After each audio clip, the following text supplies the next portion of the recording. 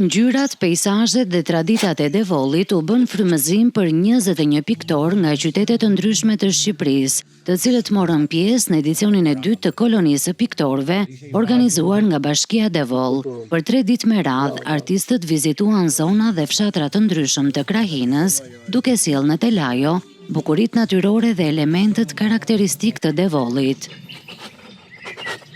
Në përfundim të aktivitetit, veprat e realizuara gjatë kolonisë u prezantuan në një ekspozit për publikun, ku peizazhet, ngjyrat dhe atmosfera e zonës u pasqyruan përmes këndvështrimeve artistike të secilit piktor.